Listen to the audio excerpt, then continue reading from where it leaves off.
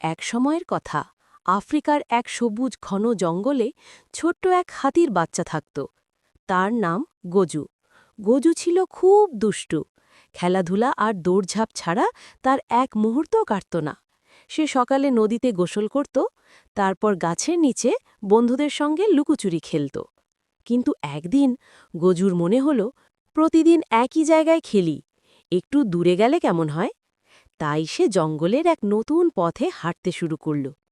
কিছু দূর যেতেই সে শুনল কারো কান্নার শব্দ। গজু থেমে গেল। ঝোপের আড়ালে তাকিয়ে দেখল একটা ছোট্ট সিংহের বাচ্চা কাঁদছে। গজু অবাক হয়ে জিজ্ঞেস করল, হেই, তুমি কে? কাঁদছ কেন? সিংহ বাচ্চা কাঁদতে কাঁদতে বলল, আমার নাম সিংহু। আমি মায়ের সঙ্গে শিকার খেলতে বেরিয়েছিলাম, কিন্তু পথ হারিয়ে ফেলেছি। এখন আমি বাড়ি খুঁজে পাচ্ছি না।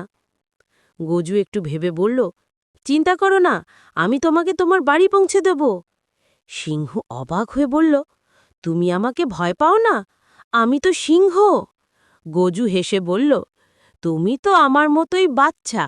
বাচ্চাদের মধ্যে ভয় থাকে না, থাকে শুধু বন্ধুত্ব। এই কথা শুনে সিংহু হেসে ফেলল।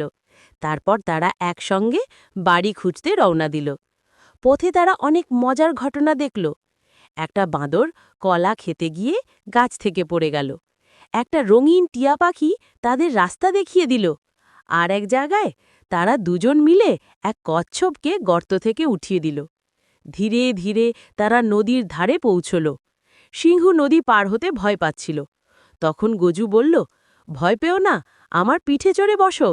সিংহু উঠে পড়ল গজুর পিঠে, আর গজু তার বড় সুঁড় দিয়ে পানি সরিয়ে নদী পার হল।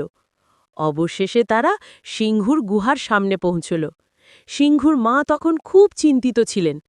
তিনি সিংহুকে দেখে ছুটে এলেন আর গজুকে জড়িয়ে ধরে বললেন, তুমি আমাদের অনেক বড় উপকার করলে ছোট্ট হাতি, তুমি সত্যিকারের বন্ধু।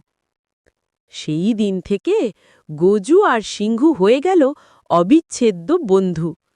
প্রতিদিন তারা দেখা করত, একসঙ্গে খেলত, হাসত, গান গাইত। একদিন জঙ্গলের অন্য প্রাণীরা বলল, হাতি আর সিংহ তো একসাথে থাকতে পারে না। তখন গজু মুচকি হেসে বলল, বন্ধুত্বের কোনো রং নেই, কোনো জাত নেই, কোনো ভয় নেই।